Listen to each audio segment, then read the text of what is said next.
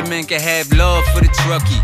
Beautiful minds, but we love getting ugly. Risk takers with a clover, man, we love getting lucky. You run, we chase fire, I love when it ducks me. Tones go off, house watch, read the address out. 1075, get up off the magic couch. 500 gallons prepared for the baddest drought. Who else you want on the way when disaster's out? Can't even get a little bit rattled when you enter with exit apparel. Mayday, member down, they'll drag you. You won't get this from every Tom, Dick, and Harold, but here's a view from the top floor with Mickey Farrell. What is up, guys? Welcome back to another episode of A View from the Top Floor. Today I want to talk about something a little bit different. I want to talk about resilience. I think this word gets thrown around society far too often. It is used and abused in a marketing scam. From the fire service to law enforcement to military leadership, the word resilience gets overused. Now, I think this comes from many that have never been in the arena or sat around the presence of someone that exemplifies true resilience. My guest today is Adam Anderson, the Florida House of Representatives for Pinellas County. This man, to me, is the meaning of resilience. In 2019, he and his wife, Brianne, lost their son, Andrew, at the age of 4 to a rare genetic disorder called Tay-Sachs. And with that, they've made it their life's mission to move forward and educate, to fundraise, to have a grant program, to change things with genetic testing going forward. Really remarkable stuff. That said, you're probably thinking, what does this have to do with firefighting? What does this have to do with leadership? What does this have to do with the mindset, the skill set that I talk about so often in my show? Why are we talking about genetic disorders on a firefighting podcast per se? But the first bill that Representative Anderson put into fruition was the 9/11 Heroes Day. This required the governor to sign in writing that middle school and high school students in the state of Florida have to have 45 minutes of education on September 11th about the events that unfolded, about patriotism and what it means to be an American. That's something that was done in the state of Florida, and other states are starting to show interest. I hope this makes it to the tri-state area. It needs to make it to the tri-state area. You know, I would take September 10th back tomorrow. I think we all would. And for many of us, September 11th was the worst day on earth.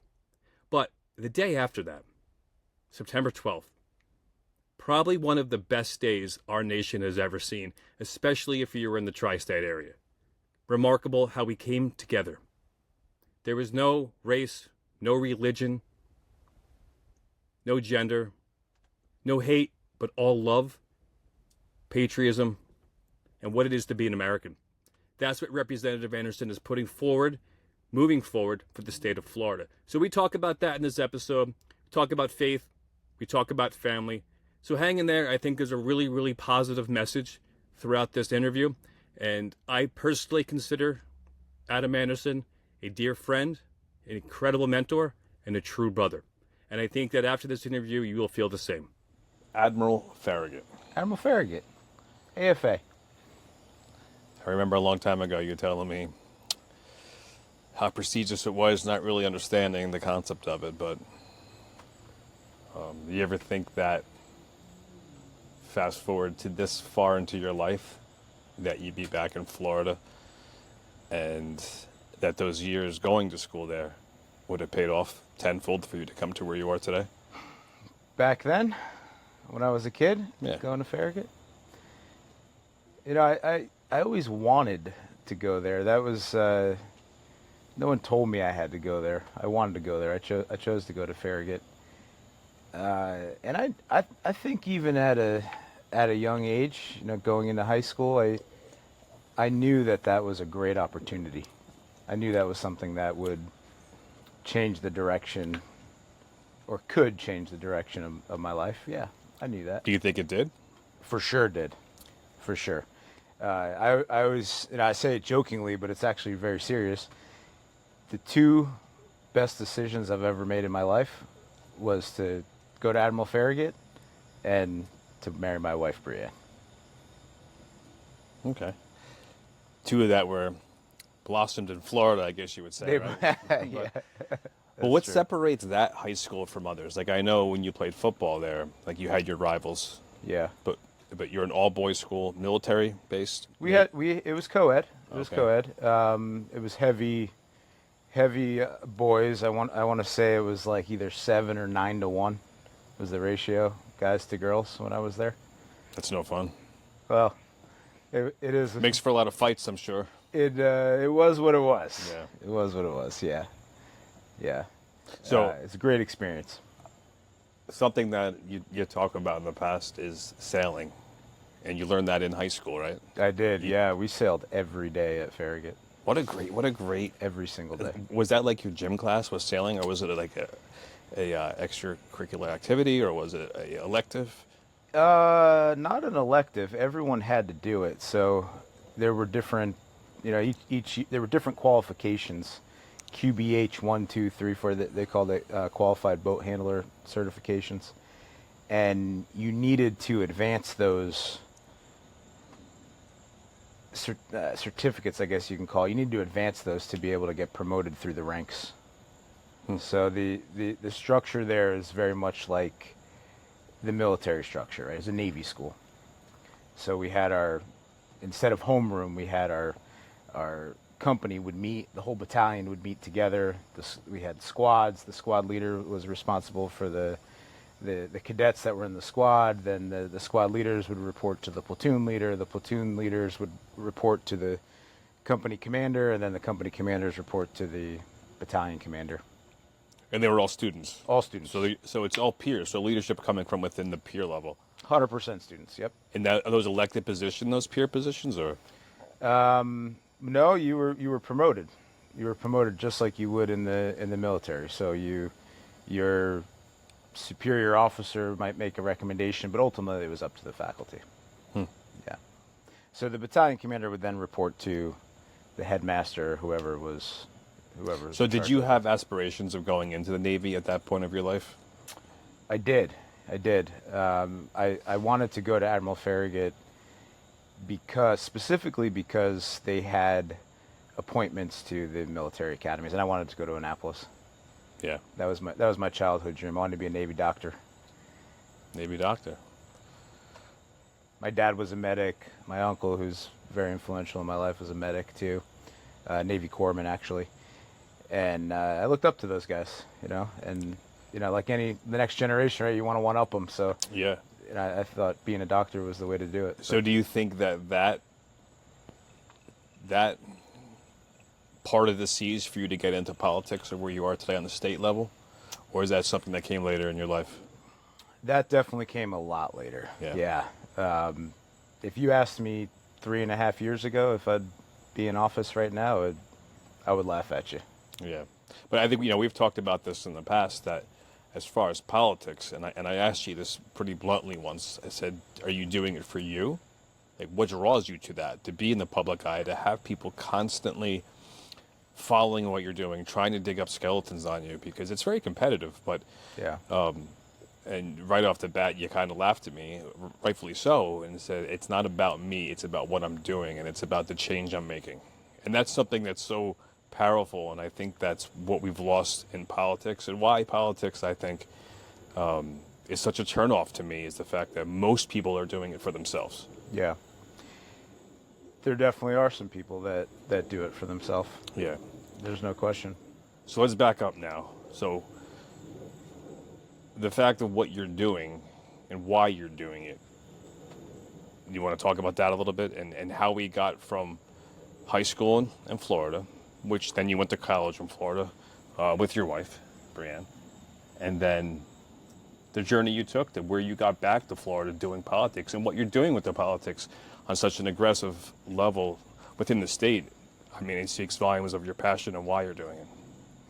Yeah, I always knew that I'd be back in Florida, living in Florida. This has always been my home, no question. I've been coming here since I was a little kid, right here to look at Tarpon this. Springs. How could you not want to live here? It's great, we always say it doesn't suck. Yeah. It doesn't suck living here. But I always knew I'd be back. It was just a matter of time. Different things got in the way, but coming out of college, I was set. I thought I had life pretty much mapped out, and then my wife convinced me to move back to New Jersey to start a family there, and I did, reluctantly, but did, and it was a good decision. I made the right call. I'm grateful for that decision that we made. Yeah, me too. Me too. It was the right call. No question, it was the right call. Maybe we could have spent a little less time there, but it is what it is. Built a business and started a family, and her family was close. My family was pretty close too. And we were always back and forth, and it was always, okay, next year we're moving back to Florida, and then something else would happen. Then next year we're moving back to Florida, and then we had another kid, and then, okay, next year we'll move back, and then another kid. So, life just gets complicated, and you start to become more and more established. It's more and more difficult to move, and the turning point really was at the very beginning of the pandemic. Everything starts locking down, and very, very vividly remember when the National Guard was mobilized in New Jersey, and I said, all right, it's time. It's time. It's time to go. And we did. We set out in the RV, just kind of on a road trip, and with Florida as the destination, and we stayed here until we found a home. It's one thing that I've always looked up to you with is how you're always blazing a frontier, whatever that may be. Whether it's just taking the RV and going with your family when times are tough with society, or if it's from the mindset of moving on with the understanding that life will always continue to get better, regardless of whatever cards you're dealt. And even as on the business side of things, how even when the business goes up and down, even in the low, you're still thinking about the high. You're never in that low, like feeling sorry for yourself. There's always the next best thing is coming. Yeah, I think that's very much something that you can control. It's your mindset. It's how you look at things. Yeah, and that's mainly why I wanted to talk to you tonight, was about your mindset, adversity, and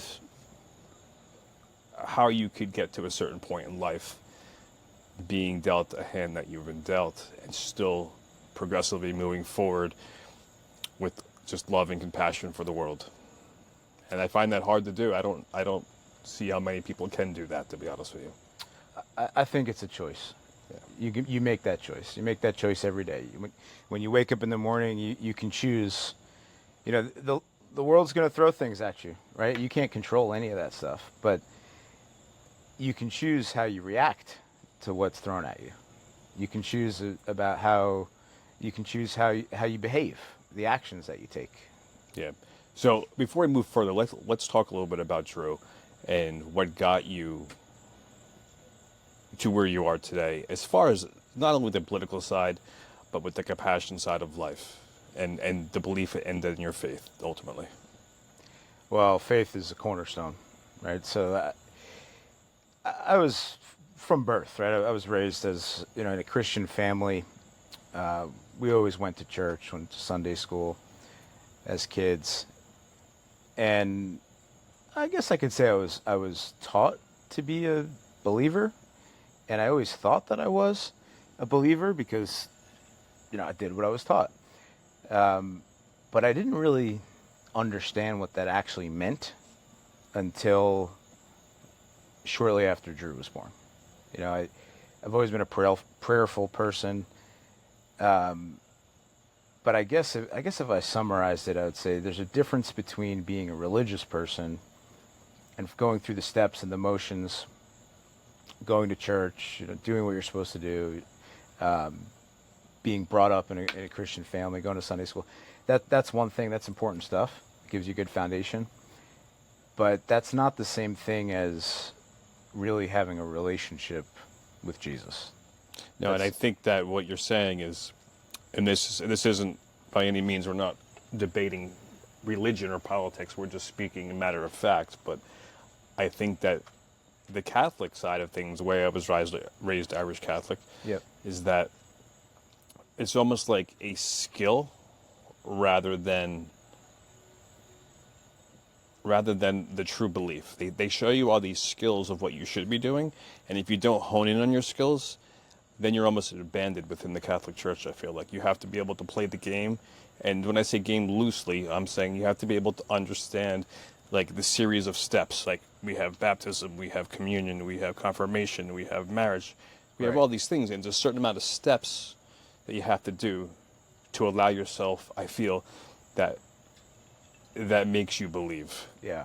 But for me, I find that to be a total turnoff in my belief in my faith, because I don't believe there's a series of steps to what I actually believe in. Yeah, and I don't.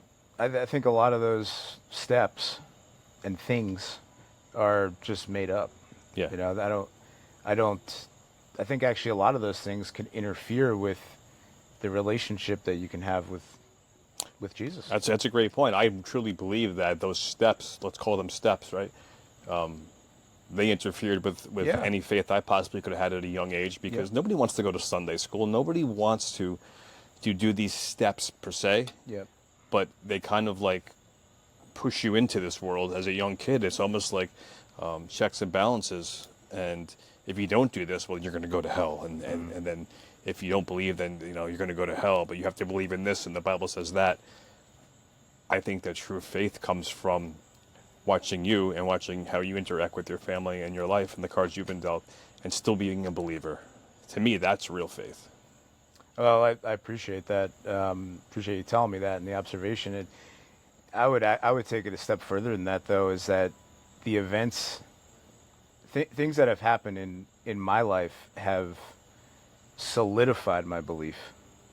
They've drawn me closer, not further away. They've put me in a situation where, I think people sometimes find or really start to realize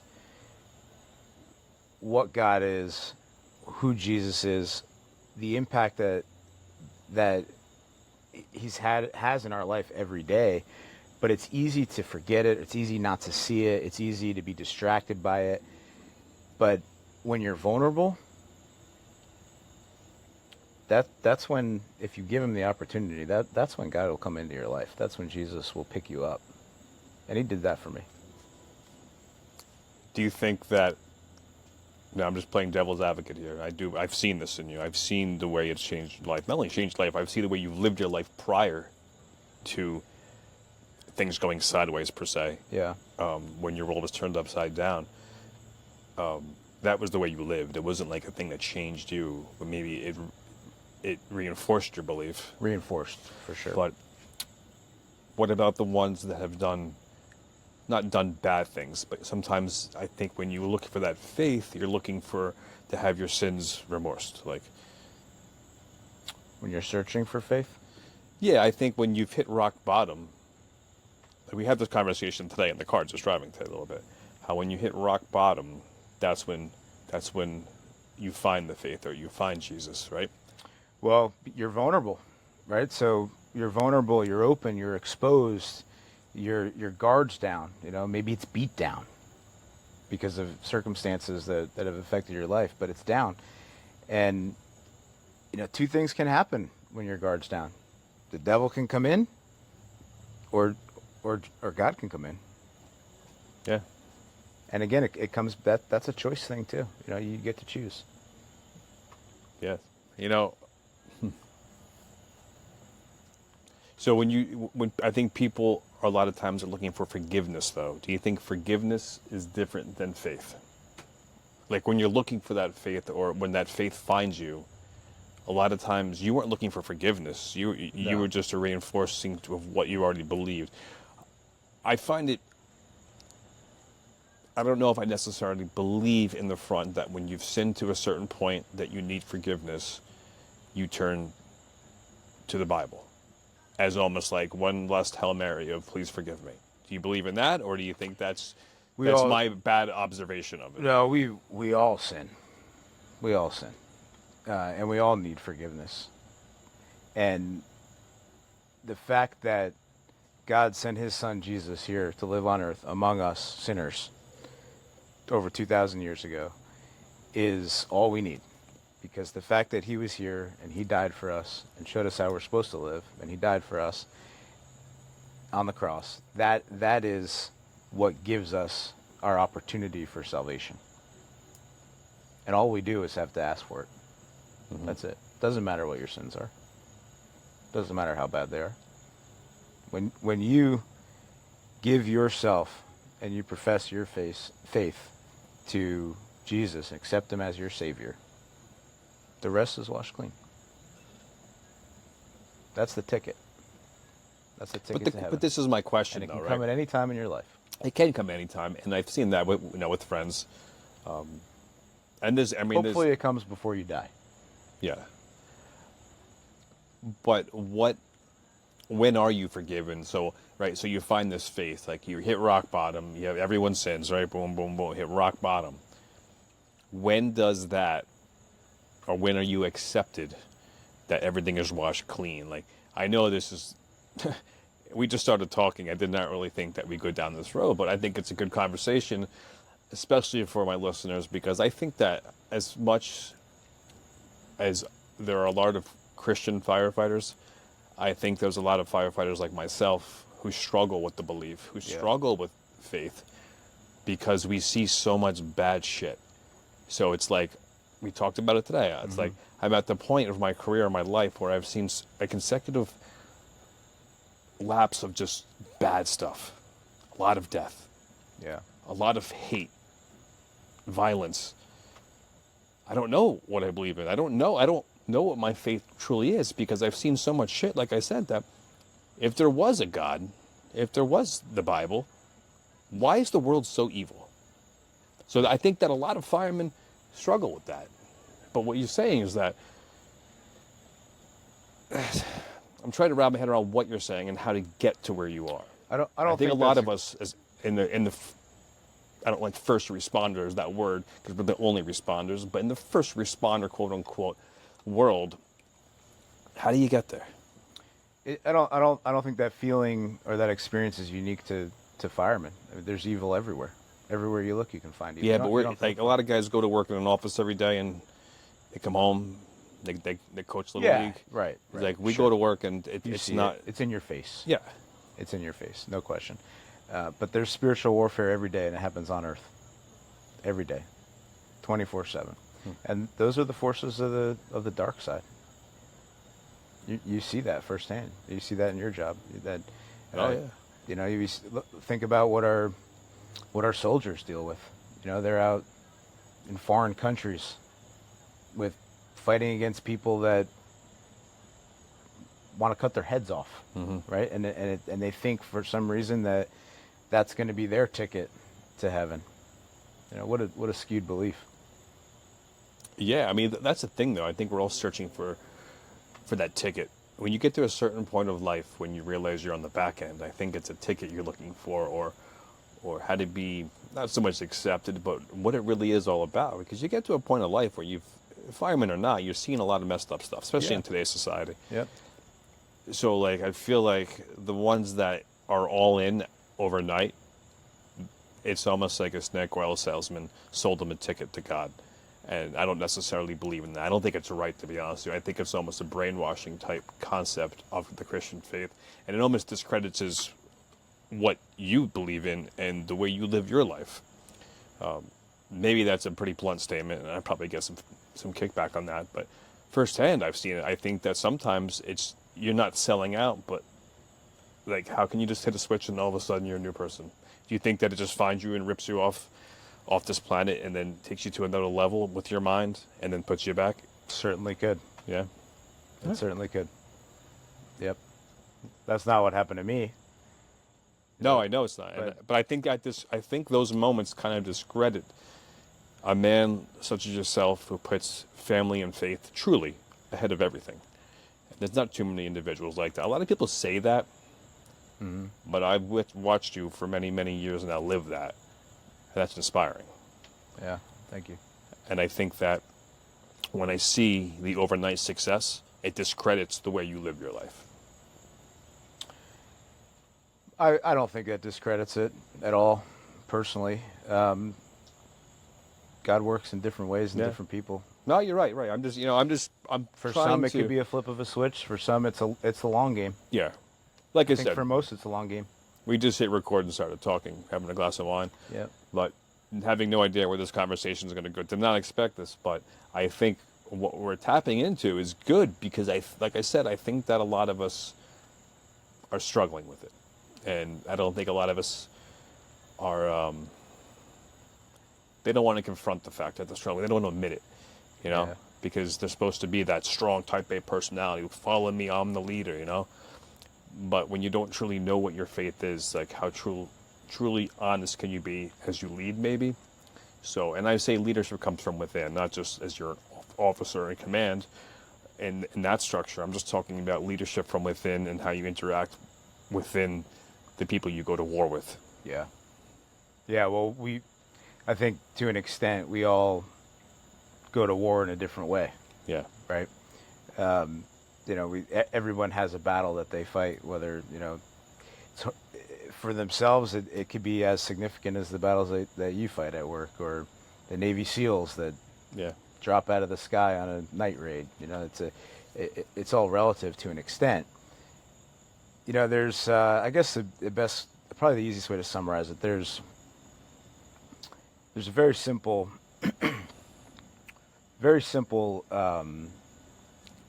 prayer that I'll incorporate into, however I'm praying at the time. But I'll continuously, almost on a daily basis, especially if there's something big in front of me, something big that I have to tackle, or something I'm insecure about, or not feeling totally confident about, or that war, that battle, if there's some battle in front of you. And I will very simply just ask God, lead me to where you want me to be. I think I want to go here. I think that's where I'm supposed to go. But show me where I'm supposed to go. Lead me. So yes, I lead in different ways, right? You lead in different ways. We all lead in different ways, our families or at work, whatever it is. But ask God to lead you where he wants you to be. And I started doing that consistently maybe about 2 or 3 years ago, and it's set my life on a very different path, to the point where I'll end up somewhere in my life, or at a crossroads, or there's 2 doors, and which one am I walking in, figuratively? And I'm thinking, like, really? This is where you want me to be? I know I asked you to tell me where I'm supposed to go, and this is where I ended up, and like, I don't really want to be here. You sure this is where I'm supposed to be? And sure enough, follow that path, and good things end up happening. Yeah, I just, like I said, I've known you for many, many years, and I think that you're a state representative for the great state of Florida now. It's pretty impressive, and the path that you got here was the farthest thing from selfish, and I think that's the beautiful thing. I love watching you from afar and everything that you're doing and the changes you're making. Not on the state level. I think what you're doing, especially with the 9/11 bill, which we'll talk about, I think that's going to be something that should go. I would love for it to go global. That'll never happen, but at least on a national level, that needs to be adopted. It needs to be adopted not only in Florida, where there are a lot of transports from the Northeast, but like in the Northeast, how is this bill not a real thing? So let's talk a little bit about it. So this happened last year, right? It's been in the works. Well, let me back up. I remember standing on your deck in New Jersey, having a beer, talking about this at one point, saying how I can't believe they're not teaching this. And we talked about it. I don't know if you remember that moment. Yeah, way before I even had an inclination I'd ever run for office. Oh, this is years and years ago, saying how my anger with the whole September 11th thing is like, I can't believe that they'll do back to school night on September 11th.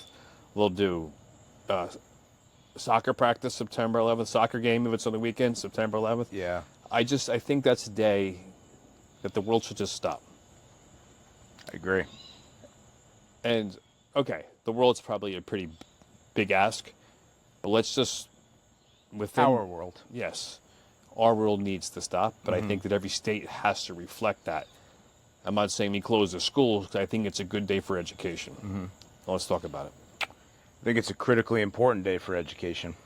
If you think about it, we have an entire generation of kids that weren't alive on September 11th. Right. We have a generation of parents and teachers that weren't alive or were too young to remember what happened on September 11th. So I think we have, as a nation, we have a duty to teach the next generation about what happened on September 11th. And not just about what happened that day, but what happened in the days and weeks and months and even years after September 11th. Yeah. The response that our nation had to September 11th, the outpouring of humanitarian support and aid to our country. We're usually the ones that are coming to everyone else's rescue, right? But we had dozens of nations that came to support the United States. The coalition that was formed of nations to go after and fight terrorism was monumental. Since World War II, there's never been anything like that. It's important that we teach the next generation about this. Also, after September 11th, we went through a period of time, and we still live in this world now where we lost some of our freedoms. We lost some of our civil liberties. So I think it's important that we teach kids that are the future of our country. Right? These kids are going to be the ones that, when we're old, they're the ones that are going to be making the decisions that affect our lives. Mm-hmm. So if they don't understand that history and they don't understand how we got to where we are, how can they be the ones that lead us forward? Yeah. So you proposed a bill to the state of Florida. And how did that bill read? So actually, and how did it read? And then tell me the pushback you got from it. Yeah, sure. It was actually the very first bill that I filed. I started working on drafting the bill before I was even elected, believe it or not. A little bit presumptuous, I guess. But it was important. It was important. And I remember thinking, well, if somehow I don't win this race, we'll have this teed up, and I'm going to find somebody else that'll run it and get it done. Yeah. It was that important. But we got it filed, started working it, went back and forth on the language, things, like any other piece of legislation. It changed a little bit. Had to better understand what the current curriculum was, but essentially the way it got passed is in a great form, really great form. So starting last year was the first year. Last September 11th was the very first year that the governor now is whoever the governor is in the state is required to declare September 11th every year 9/11 Heroes Day. And there's a number of things that go with that. The most important or most significant component of it is the education part. It really is an education bill.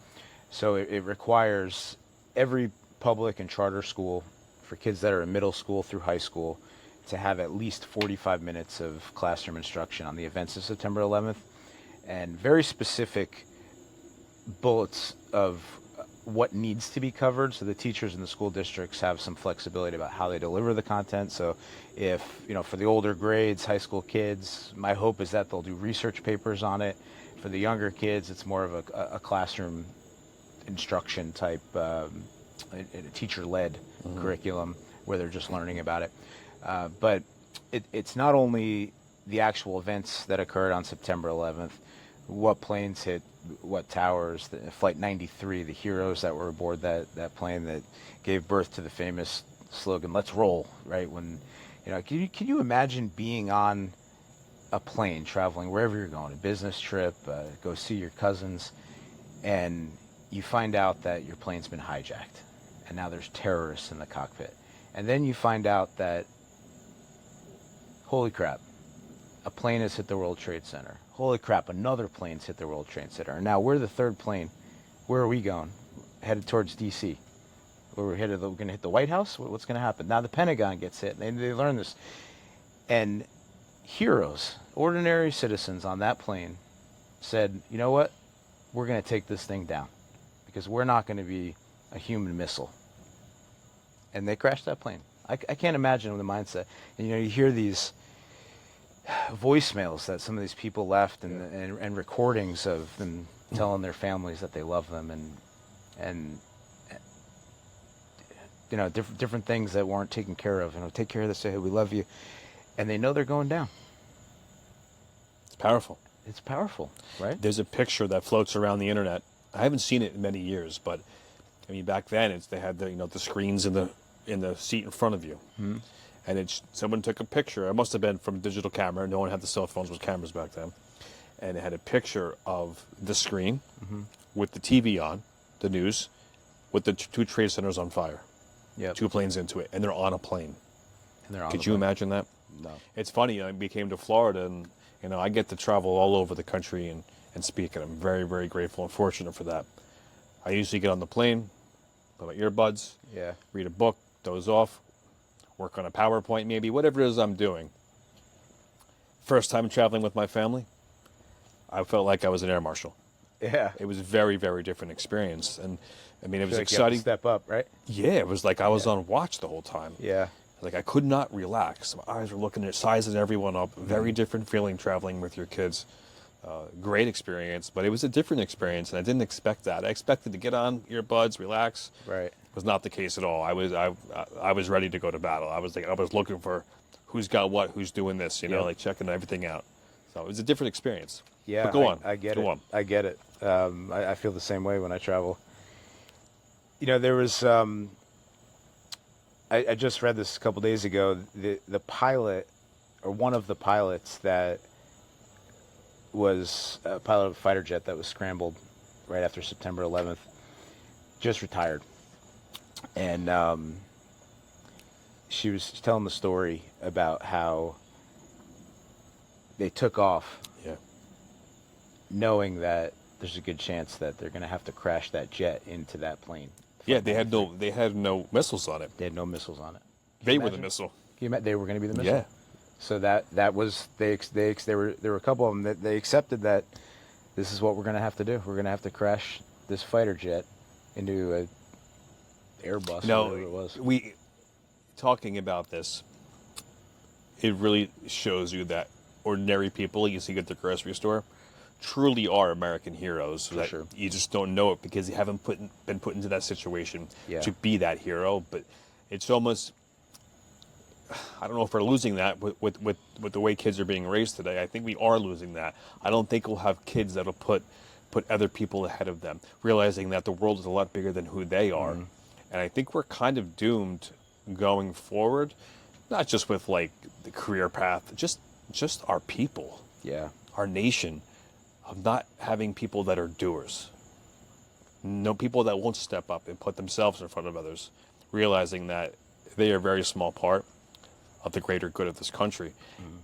I think I'm fearful for our fire service, yes, our law enforcement, absolutely, our military, but just leaders in everyday public. Yep. Your council members, right? Your freeholders, people you deal with. You're on the state level. Do you see that on the state level as far as the next generation coming in? Is there any wishy-washy because of maybe the way they were raised at the younger generation, new kids coming into politics?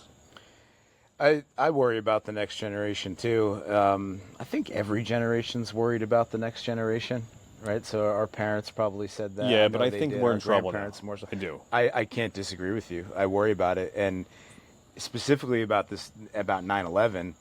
The reason why I've decided to call it the 9/11 Heroes Day is because the goal is to teach about the events of 9/11, but through the lens of the heroes of that day.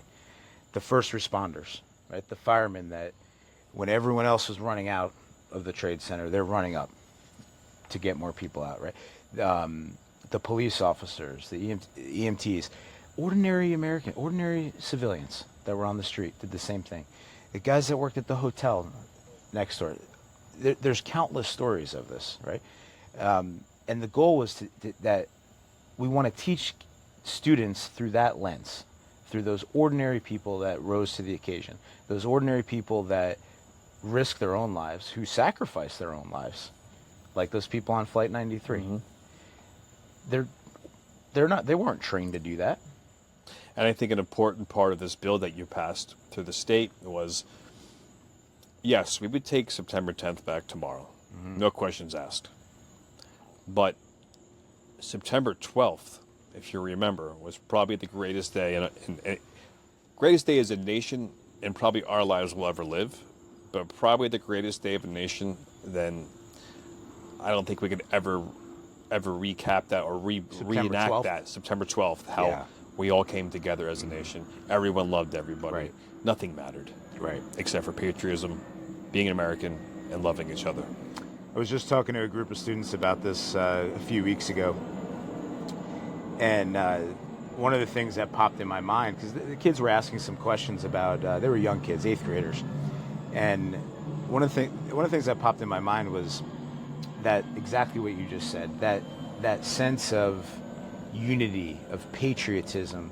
Everyone's united together. Race didn't matter. No. Your sex didn't matter. Your job didn't. Nothing mattered, right? We were all Americans with the same mission. And one of the things I told these kids is that go look at some pictures of people right after those towers came down. Everyone is the same color. Everyone has this grayish soot all over them, right? Literally uniformed. Mm-hmm. You look around in lower Manhattan, where you literally is the melting pot of the world, right? You have every single race, everyone is there, right? But everyone was the same. Every single person was the same after that. And that feeling reverberated through the nation for years. Yeah. And being a new firefighter coming on the fire department at that point in my life, at the beginning of my career, I spoke about this before in the past, but I saw a side of the New York City Fire Department, the fire service in general, that I don't think the fire service even really knew existed until we were confronted and dealt with it. The amount of funerals that were attended. Yeah, and, I can't imagine. And the people that attending these funerals, global. Mm-hmm. You know, I was in Proby school during the time. We would be Proby school Monday through Friday, Saturday, Sunday funeral. Proby school Monday, Saturday, Sunday funeral, you know. And that's how it was. And then they rushed you through and they put you out to the field and went right to the pile. And it was just like there was no hooks. Like, so in this world of firefighting, it's about who you know for hooks, where you go, this and that. And that still very much existed. But there was no rank and file. It was brotherhood. Patriotism. Mm-hmm. The love of the job. Right. The hate for the job. A lot of guys... The love of the nation. Yes. But with the fire service, I had a lot of... It went 50-50. I probably went... I don't know. 80% still loved the job. 20% said, fuck this. I'm done with this job. Yeah. And I remember showing up at the firehouse and grown men with tears in their eyes saying, we didn't think anyone was ever coming again. Thank you for coming. That's how I was greeted to my new firehouse, you know? Wow. So that was a pretty powerful understanding of where we are today as a fire service in that moment, where we were September 10th leading up to it, and then where we are today, 2024, where a lot of the kids on the job weren't even alive for that day. Right. And how we have to remember through things like your bill, through my job, bringing the probies like they do to the museum before they graduate and show them this is the legacy of the FDNY. These are the brothers that died for you to have this job, to have that patch to look down and say, you know what, I'm a New York City fireman from these guys that came before you. And it's not just September 11th. Father's Day, it's tomorrow. It's the Father's Day fire, you know. One of the worst fires leading up to September 11th, just horrible fire that's kind of been tagged as the forgotten fire now. But it doesn't stop at September 11th. It goes on and on and on. And I almost wish, like within the New York City school system, that they would take these fires that were substantial, that affected New York City, with cops being killed, firemen being killed, right, and spend 2 minutes, do a moment of silence in the morning, do Pledge Allegiance and a moment of silence for any city worker that may have been killed that day in a line of duty from the beginning of New York City history, you know, from New Amsterdam, like going all the way up to where we are today. Mm-hmm. I think that would be a nice thing, at least, to just give back or to memorialize the people that serve. And that's what you're doing here in Florida. So I really hope that it goes beyond Florida. And is there any possible way you can push that outside of Florida? Is that something that's happening with the governor, or? Yeah, well, there have been a couple states that have looked to replicate it, which is exciting to see. Was New York one of them by any chance? I don't think New York was. Pennsylvania had one moving. There's only a handful of states. I mean, it was actually very surprising and kind of discouraging to see how few states actually had a formal curriculum. Oh, yeah. Even in Florida, we had some pushback for at a lot of actually at pretty much every step of the way, but we got it done, and that's the important thing. But there was a school of thought that said, well, we don't really need this. We have teachers that are already doing it. And that's true. We had teachers that were already teaching about 9/11. Our state curriculum had an option to teach about 9/11. One of the parts of public school curriculum is that they have to teach about terrorism, extremist terrorism. And there were a couple different things that the teachers could pick from. One of them was the Oklahoma City bombing. Terrible event. Mm-hmm. But in my opinion, how do you compare the Oklahoma City bombing to September 11th? Two terrible things. Yeah. People died. You're right. Bad events. Both terrorists. The impact of 9/11 is tremendously superior to the impact of Oklahoma City. Yeah. I mean, it was a declaration of war. That involved multiple dozens of countries. Thousands and thousands of lives. Yeah. I think we're up to way over 50,000, maybe approaching 70,000 people that have become sick or injured after September 11th. I don't know the exact number today, but we are far past the 343 that everyone says 343. You see it on the shirts, you see it everywhere, Mm-hmm. We are far surpassed that with the total amount of people dying from cancer. Yeah. From the events of that day. It's scary. That's something that A lot of them are just ordinary Americans. They volunteered to be there. yeah. I had a debate once with an older roommate during the time about, he was a white collar guy, he was a Wall Street dude, but and I remember it turned into a pretty heavy debate, almost to a fist fight. But he was saying how, well, you signed up to do your job. I don't understand why everyone's making a big deal about firemen dying. And you sign up to protect and serve, obviously. Yeah. But you don't really sign up to have a jet fly into a building when you're in it. I don't know. I just feel like it's a fine line. Yes, it's our job, but I don't know. There's something more to it to me that it's like, yes, we sign up for that. That's our job, and nothing's ever going to stop us from doing our job. But I think that those brothers have to be still memorialized and honored at the highest level, because it's just not a routine fire we signed up to go. No question. Yeah, no question. Absolutely.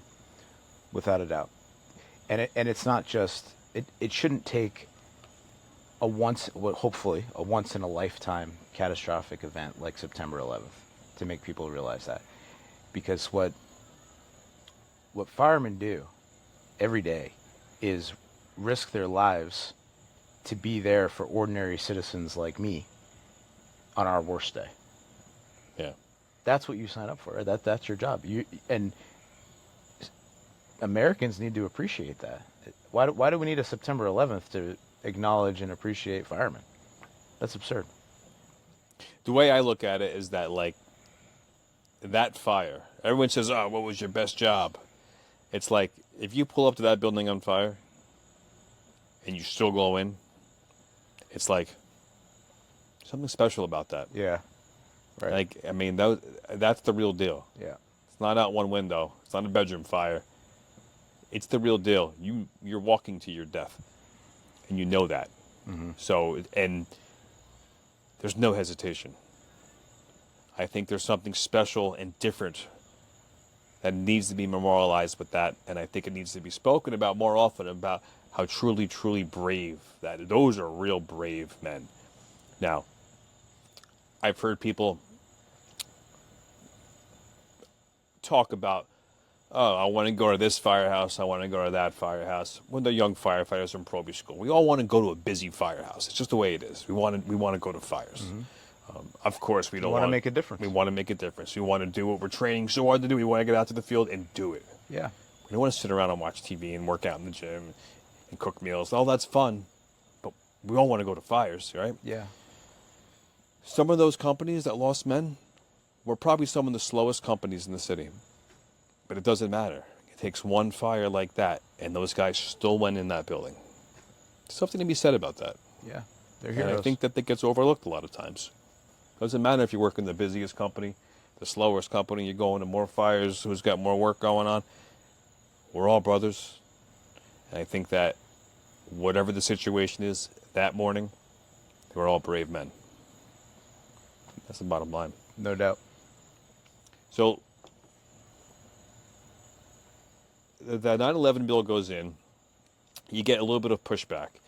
You weren't expecting that, though. And when you told me this, we had a phone call. You were telling me, "Wow, I'm getting beat up on this bill. I don't understand. I thought it would fly right through for you." Yeah. Why? What's the reasoning?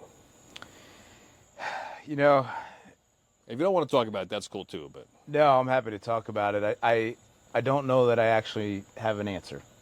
That's the problem. So I guess if I had to summarize it, right? I mean, we hit obstacles literally every step of the way. But if I had to summarize it, it's not easy to pass a law. Doesn't matter how good it is. Doesn't matter if everyone loves it. There's a lot of hoops you have to jump through. There's a lot of people that need to support it. Every piece of legislation has to run through the committee process, which are open hearings essentially. You know, every bill typically will run through at least 2-3 committees, sometimes more. And it needs to be presented, it needs to be vetted. The committee can ask questions, there's going to be public testimony. And all that has to happen before it even gets to the House floor for a vote. And the same thing has to happen in the Senate. It's got to go through their committees. The senator who's sponsoring it needs to do the same thing. It needs to get to the Senate floor. In this case, the bill moved pretty well through the Senate and hit a lot of brick walls in the House in Florida. Never really did get to the bottom of it. You know, there were some folks that just felt, well, we don't really need it. You know, the things I mentioned before, we're already teaching it. And again, it was true. There were good teachers teaching it, but it wasn't standardized. You know, so I had part of the reason I realized that we really need to do this is that my daughter brought home a permission slip in early September so her teacher can talk about September 11th. And I scratched my head. I'm like, we need to sign a permission slip? So you got can to teach sign my a permission slip to learn about American history. Yeah. Think about that. Yeah, exactly. Now, of course, you want to make sure that the kids are being taught the right way, right? Because a teacher can easily spin things in a way that might not be truthful, or it might not quite be accurate, or have some political spin on it. So we don't want that to happen, and that's why in this bill we specifically mapped out you must talk about this, and that. That way we know that it can't be spun in the wrong direction.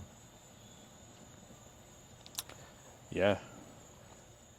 You know, I think I told you this story, but when I was in high school, I was in American history. I'm a history buff. I was never good at test taking, but I was really into the history. You know? Me too. And I actually went to the teacher, and he was a big military guy. Like, we used to call him Colonel Stem. His name was Mr. Stem. We used to salute him.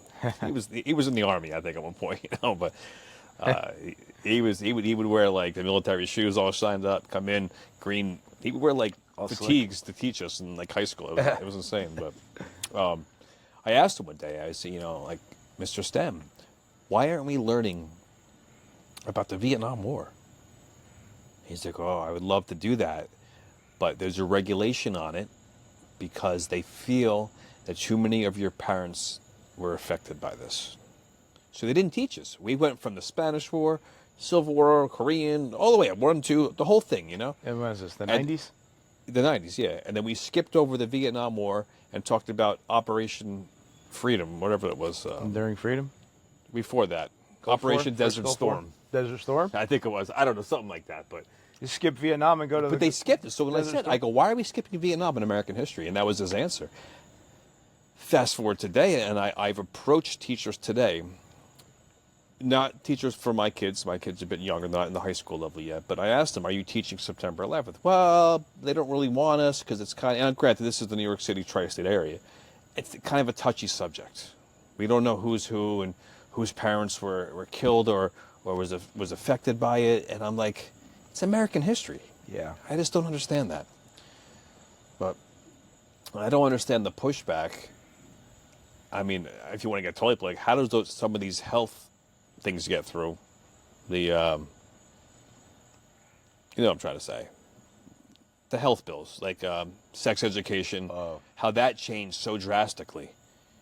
But that flies through with colors. But then, like, a bill like the 9/11 bill, is it because it's from the governor and he's so strong-willed, maybe, that people were pushing back a bit, or?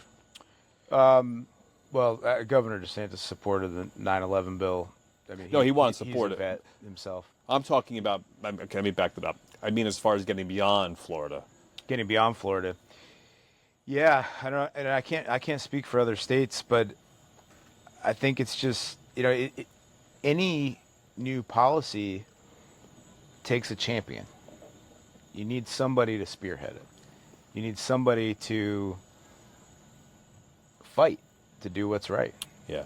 So, and that's true for anything. I think I personally took the 9/11 Heroes Day legislation for granted. I thought this is something everyone would love, which everyone loves it. It's good, right? We had no opposition to it. It passed unanimously when it got to a vote. But there was people that just thought, well, maybe we just don't need it.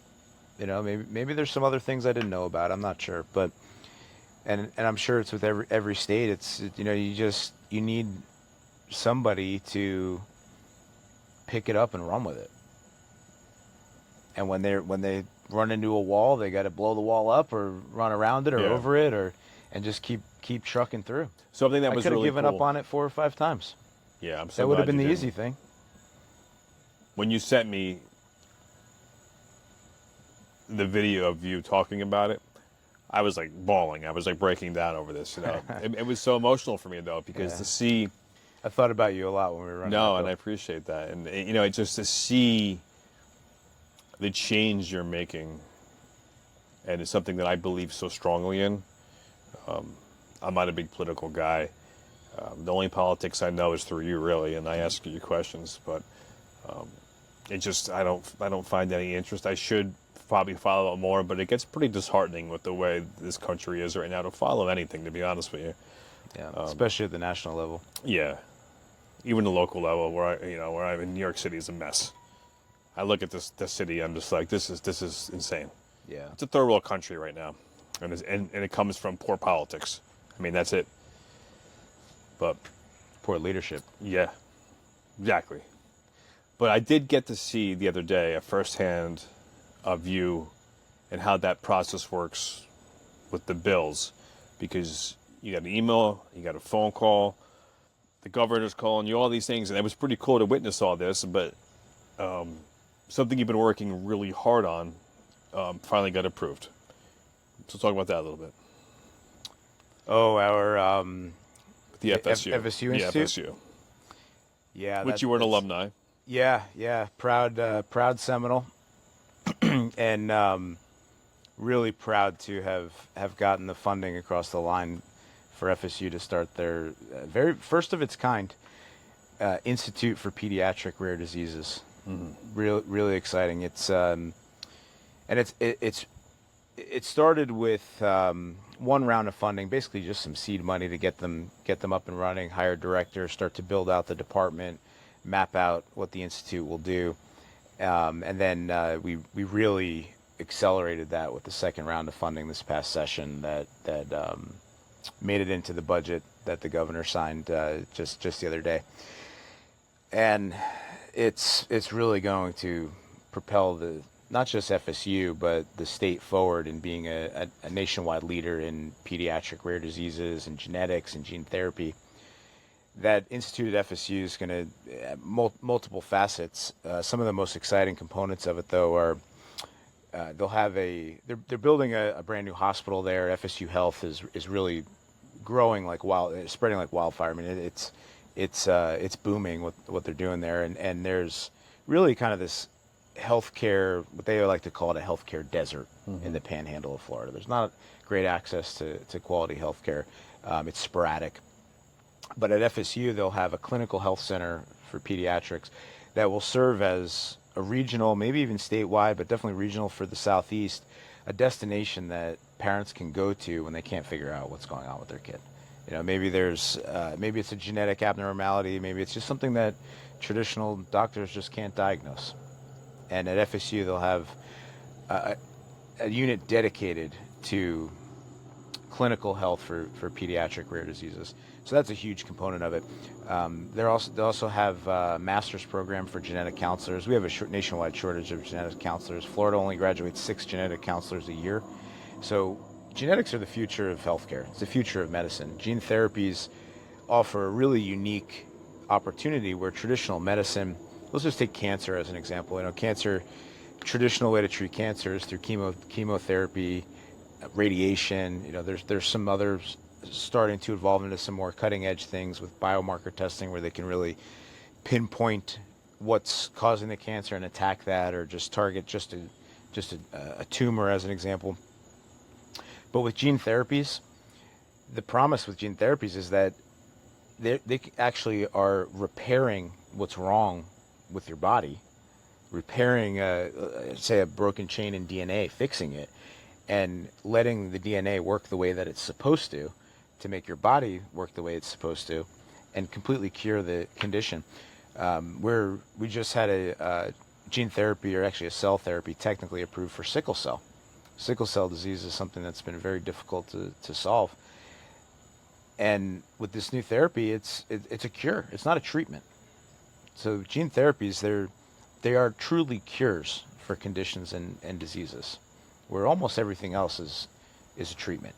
Mm-hmm. Maybe working on the symptoms, or trying to. I think gene therapies we may see a world where gene therapies are as widely used as antibiotics are today. Wow. So FSU will be really at the forefront of that for Florida. But we have other great universities too here that are doing some great things. University of South Florida, University of Florida, the Gators, our rival. University of Miami also is doing some great work. Others are too. Go Fins.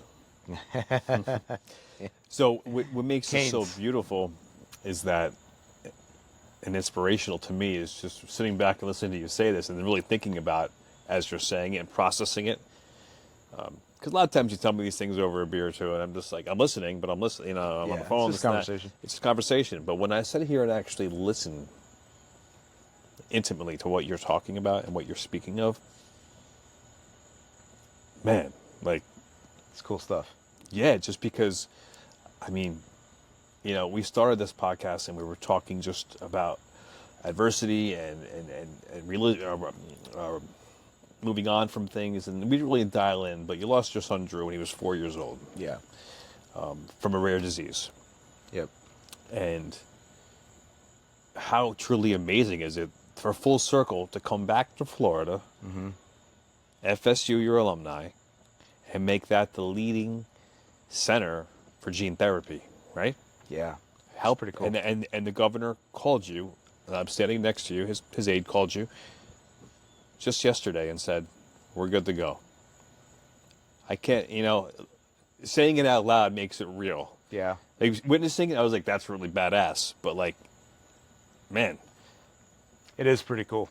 We're going to have to open another bottle of wine and celebrate, I think. Probably. But so maybe. Congratulations, man. And, yeah, thank you. That's very cool and very real. And for the listeners that are dealing with this type of thing, know that there's people out there such as you, and Adam's really truly, he's making a difference because he blazed the trail of heartache and heartbreak, and he came out the other side through his faith, and he's truly giving back on the highest level for the next family that's about to go through it. So we talk about heroes amongst people, right? And that's what we kind of got in the September 11th bill. We started talking about the people in the grocery store. Yeah, if shit goes down, they're the hero on the plane, right? Who said, let's roll. Yeah. But for you, it's let's roll. Like you went through all these things. You're one of those heroes that are in the grocery store that no one even realizes what you're doing behind the scenes for the state. Yeah. It's pretty powerful stuff, man. Yeah, I've never really thought about it the way you explain it, but... No, it's real. It's real. And it is real. The thing is, you're the type of guy that you don't have to think about it, because you're the type of guy that always does the right thing, and you never ask for thank you from anyone. You just expect other people to do the right thing in return to you, and that's kind of true. the friendships you keep. Yeah, that's true. That is true. You mentioned how it's almost like a full circle kind of thing, right? It's, tragically Drew passes away a rare disease, and I didn't know about rare diseases before that, right? Yeah. So that's really where the passion comes from to work on this stuff. But never in a million years would I thought that this is what we're doing. If you asked me 3-4 years But ago. that's who you are, though. But that's who you are. You're the guy that pivots from. I see you, man. I see you pivot life left and right. Like, literally, like, I can't keep. It's even before you had kids, watching you pivot life with the man truck. You're always working on homes, flipping houses, like, and next thing you know, you have a suit and tie on, and it just, you're pivoting constantly. But you also pivot when it's time to pivot for real. Yeah. All those little pivots are just like who you are, it's your personality. But when it's time to step up, you step up. And I really think that you have a bright future in politics. But when we speak about it, you say you just want to get what you have to do. That's your mission for rare disease. That's your ultimate goal, to make Florida the destination for rare diseases, for people that are looking for help. The help that I watched you physically go through, you and Brienne go through this, looking for answers, and there was no place to go. You turn around and create the place in your alumni, your wife's alumni. Pretty cool stuff, man. It is pretty cool. It's a humbling experience to do it, and it goes right back to that prayer I mentioned before. I continuously ask God to lead me where He wants me to be, and this is a place He led me to. I didn't run for office for this. No, I know that. I had no aspirations to work on any of this stuff when I ran for office. I did have a strong desire to leave Florida a better place than I found it. Mm-hmm. This is the way that God led me to do that. And I think God's doing the right thing by you. Unfortunately, our other politicians in the Northeast, I think they're in the business for themselves, not necessarily doing the right thing for the people they love and for the state they love. But, man, thank you for coming on and just talking. This means the world to me. You open your home to my family and I. Yeah, I'm glad you're here.